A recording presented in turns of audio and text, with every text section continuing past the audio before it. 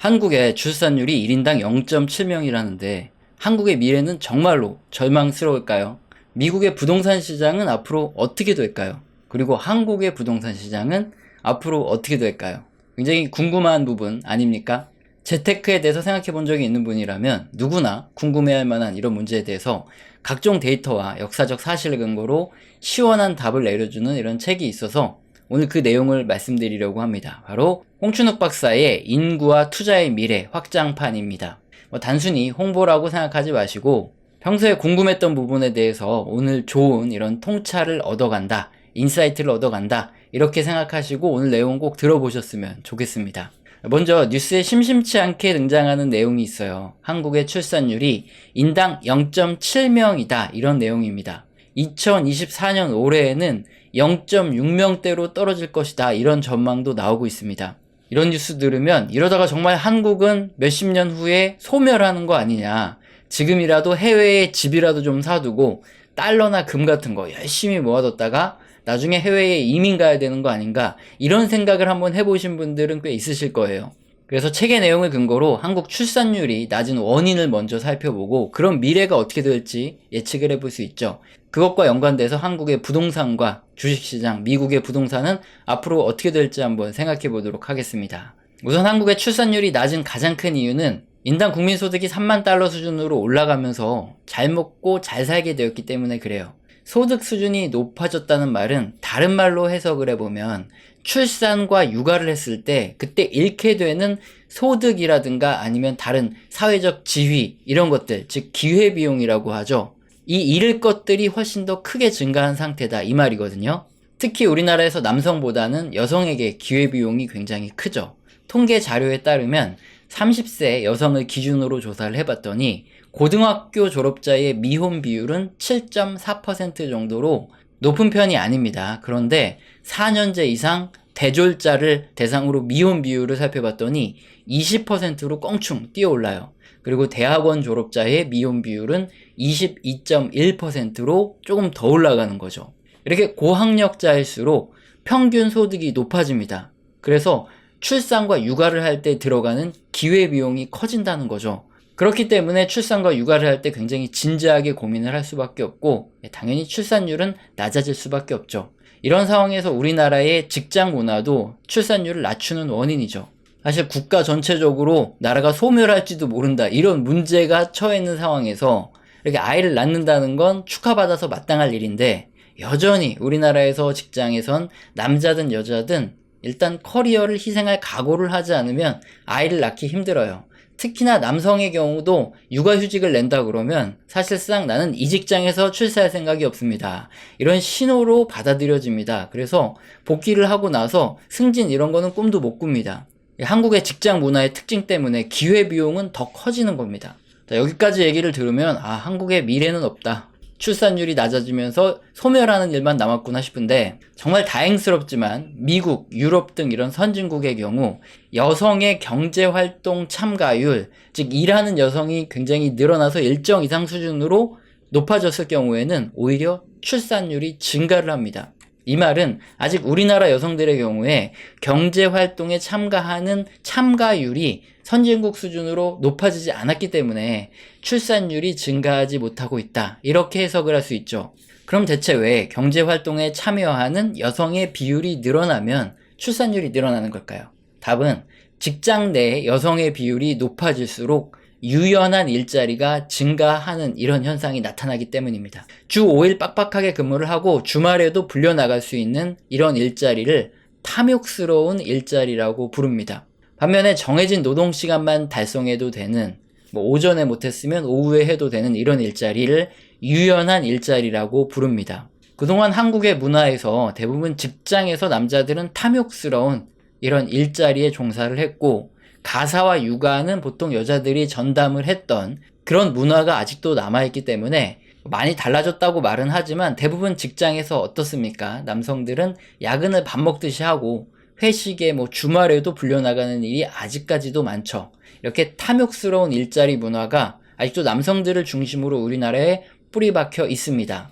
반면 유연한 일자리 같은 경우에는 급여가 굉장히 낮고 직장 내에서 높은 위치로 오르기 힘듭니다.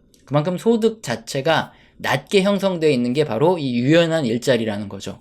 그러나 과거 한 20년 전에 선진국에서 여성의 경제활동이 일정 이상 확 늘어나면서 경제활동 참여율이 확 증가한 다음부터 점점 소득이 높으면서도 유연한 일자리가 증가를 하기 시작했어요.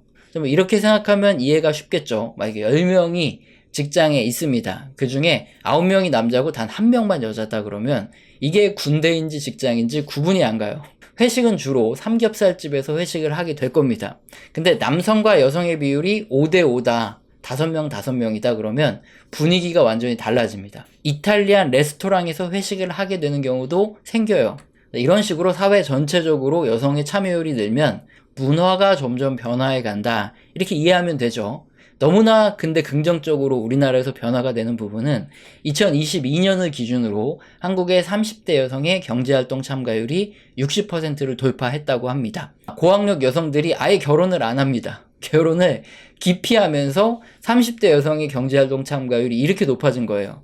이 이유는 조금 부정적이긴 하지만 어찌됐든 선진국처럼 우리나라도 여성 경제활동 참가율이 높아지고 있는 건 사실이라는 거죠. 특히나 베이비붐 세대의 은퇴가 이제 시작이 되고 있습니다. 한국의 인력 부족 문제가 지금도 심해요. 그래서 외국인 노동자들을 쓰는 일이 많은데 앞으로 점점 심해질 거고요. 결국엔 여성 인력이 더 증가할 수밖에 없죠. 그래서 유연한 일자리가 외국의 선진국의 경우처럼 더 빠르게 늘어날 수 있을 것으로 전망이 됩니다. 그래서 출산율이 다시 증가할 수 있는 하나의 조건은 시간이 지날수록 점점 완성되어 가겠죠. 자, 그런데 우리나라의 가장 큰 문제는 결혼을 하지 않는, 결혼율이 너무 낮다는 겁니다.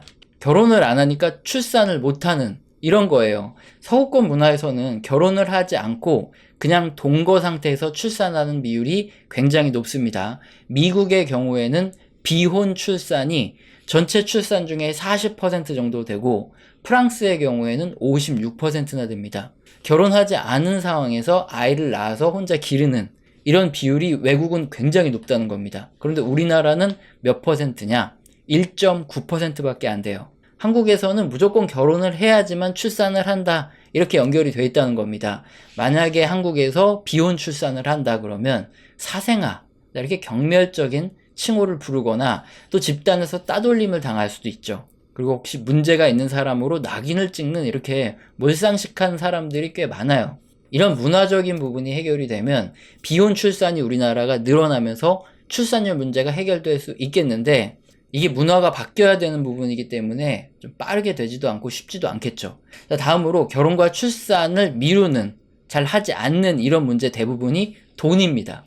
이건 어쩔 수 없습니다. 정부가 적극적으로 지원을 해줘야 해결 가능한 부분인데 정책과 문화가 어떻게 변화하는지 이런 것들을 확인하면서 대응해야 될 필요가 있는 문제라서 선진국에서도 과거에 다 일어났던 일들이기 때문에 나라가 망하고 소멸한다 이런 정도로 너무 비관적으로만 볼 필요는 없는 문제다. 네, 이게 시간이 지나면서 점점 해결될 가능성이 크다. 이렇게 볼 수 있겠습니다. 자, 이제 부동산 문제로 넘어가 볼까요? 우리나라 부동산은 그럼 앞으로 어떻게 될까? 그리고 미국의 부동산은 어떻게 될까? 이 부분을 알아볼 텐데 우선 미국의 부동산을 먼저 보고 그 다음에 일본까지 사례를 보고 나서 우리나라로 넘어올게요. 먼저 미국의 부동산은 어떻게 될 거냐? 첫 번째로 베이비 부머 세대가 미국에서는 1946년, 1964년에 태어난 사람들이에요. 이 세대가 은퇴를 하게 되면 집을 갖고 있다가 이걸 팔아서 노후자금을 쓸 거 아니냐? 그런 예측이 예전에는 많았습니다. 그래서 주택가격이 떨어질 것이다 이런 전망이 많았는데 2012년부터 미국 부동산 시장은 바닥을 다지고 다시 쭉 올라오면서 주택가격이 막 올라가고 있어요. 자, 이 이유에 대해서 베이비붐 세대를 이렇게 시간이 지나서 살펴봤더니 기대 수명이 굉장히 연장됐어요. 그래서 빠르게 매도가 진행되지 않을 뿐더러 사람들이 늙으면서 생을 마감할 때까지 주택을 계속 보유하는 경우가 많았다고 합니다. 이걸 팔아서 노후자금으로 쓰지 않았다는 거고 또 부유한 세대가 바로 베이비 부머 세대이기 때문에 자녀를 위해서 주택을 추가로 더 구입하거나 별장을 구입하는 경우가 더 많았대요. 그래서 보유하고 있는 주택이 죽지 않는다면 쏟아져 나올 가능성은 굉장히 작다. 이렇게 볼 수 있습니다. 그래서 베이비 부머의 은퇴 문제는 수명도 연장되어 있고 하기 때문에 미국 주택 가격에 부정적인 영향을 미치는 요인은 아니다. 이게 판명이 났고요. 자, 그렇다면 두 번째, 어떤 요인이 미국 부동산 시장의 큰 요인이냐?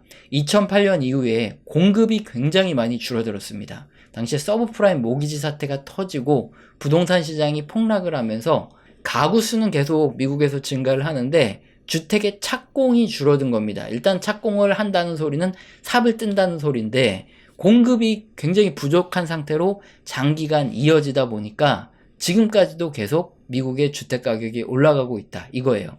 공급 부족 문제가 굉장히 큰 영향을 미칩니다. 그래서 앞으로 미국의 가구 수 증가 대비 주택 착공이 지금처럼 계속 낮은 상태가 유지된다 그러면 미국의 부동산은 장기적으로 전망이 좋다, 이렇게 볼 수 있고요. 하지만 중간에 한번 폭락하고 이럴 수도 있습니다. 그런 것들을 감안하지 않은 아주 장기적인 전망에서 좋다, 이렇게 볼 수 있다는 거고, 세 번째로 주택에 영향을 크게 미친 요인은 저금리입니다. 주택을 구입할 때 모기지 대출이 굉장히 중요한데 미국과 같은 경우에는 고정금리와 변동금리 변동이 가능해요. 너무나 당연하지만 금리가 낮을수록 이렇게 고정금리로 장기간 갚아 나가면 되기 때문에 금리가 낮을수록 주택의 구매가 많아집니다. 그동안 미국의 기준금리는 계속 낮아져 왔는데 세계화로 제품 및 노동력의 가격이 낮아져 왔고 정보통신 혁명으로 저렴한 제품을 싸게 공급받을 수 있었죠. 인플레이션이 쉽게 발생하지 않는 구조였기 때문에 점진적으로 금리가 낮아지는 추세가 유지되어 왔죠. 다음으로 미국의 고령화 사회가 진행되고 저축이 늘어나면서 역시나 기준금리가 낮아집니다. 경제개발협력기구 조사 결과 65세 이상의 인구가 1% 늘어나면 실질금리가 0.2% 내려가는 것으로 나왔어요. 이런 근거로 금리는 계속 낮아졌고 주택가격은 상승세를 지속할 수 있었습니다. 물론 지금 같은 저금리 상태가 앞으로 지속된다 장담할 수는 없지만 최근에 인플레이션이 잡혀가고 있고 기준금리 인하에 대한 전망이 나오고 있어요. 저금리 상태가 앞으로도 계속 유지될 수 있다 그러면 미국의 주택가격은 장기적으로 상승할 수 있겠죠.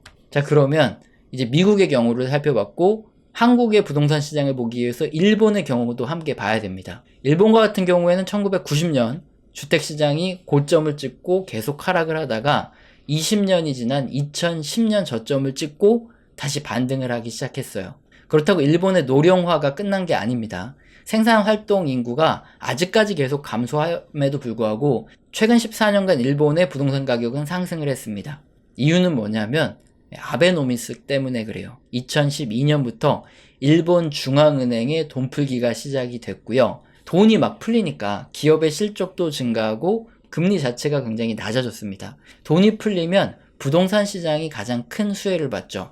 특히 엄청나게 많은 돈이 풀릴수록 부동산 시장에 큰 수혜가 나타나는데 가장 중요한 부분이 있습니다. 일본의 3대 대도시, 이렇게 일자리가 있는 클러스터라 그러죠. 이런 곳을 중심으로 가격이 올랐다는 거예요. 일본의 지방은 계속 주택가격 하락세가 나타나는 반면 이 핵심 도시, 수도권이라든가 3대 도시권역 이런 곳들만 가격이 올랐다. 이게 키포인트입니다. 미국과 일본의 경우를 보면 한국의 부동산이 예측이 되는데 단순히 한국이 이제 출산율이 낮아지고 인구가 감소한다, 이 문제를 가지고 주택가격이 떨어질 거다, 폭락할 거다, 그것만으로 한국 주택가격을 전망하기 무리가 있습니다. 미국과 일본의 공통적으로 나타난 것처럼 가구수 대비 얼마나 공급이 많냐 적으냐, 이 문제가 굉장히 중요하고 저금리와 유동성 문제가 주택가격을 훨씬 더 중요하게 결정하는 요인이에요. 글로벌 장기 대출금리와 연동되어 있는 게 국채금리인데 한국과 미국의 국채금리는 연동해서 같이 움직입니다. 즉 지금 미국의 인플레이션이 완화되면서 기준금리가 장기적으로 내려갈 이런 상황이에요. 그럼 국채금리도 중장기적으로 따라서 내려가거든요. 네, 그리고 두 번째로 우리나라의 부동산 시장이 다소 과열되어 있지 않냐, 이런 의견도 있을 수 있기 때문에 자, 그렇다면 일본의 사례에 대입을 해보면 되죠. 지금 우리나라의 부동산 하락기가 지금 진행되고 있는데 이 하락기가 지난 후에 상승을 할까 말까, 이 부분에 대해서도 일본의 경우처럼 이 수도권의 대도시 중심의 핵심 지역의 가격은 크게 안 떨어진다는 거죠. 다시 올라갈 가능성이 있다는 거죠. 금리가 다시 추세적으로 상승하는 추세가 아니라 지금처럼 계속 낮아지는 추세로 간다. 그리고 공급이 지금 부족한데 이런 부족한 상태가 지속된다 그러면 다음 사이클에도 우리나라 부동산도 올라갈 수 있다. 이렇게 보는 게 합리적인 예측일 것 같습니다. 책에는 다양한 경제 지표와 과거 역사적인 사실을 근거로 여러 가지 전망에 대해서 설명을 하고 있는데, 제가 설명드린 내용이 뭐 제대로 책의 내용을 잘 파악하고 여러분께 전달해 드렸는지는 모르겠습니다. 저 또한 부족하기 때문에 뭐 자세한 내용은 책을 보면서 직접 확인을 하시는 게 더 좋으실 것 같고요. 제가 말씀드린 내용은 이게 참고 자료로 쓰시면 될 것 같습니다. 오늘 영상도 마음에 드셨다면 구독과 좋아요는 꼭 눌러주시고 지속적인 시청 부탁드립니다. 감사합니다.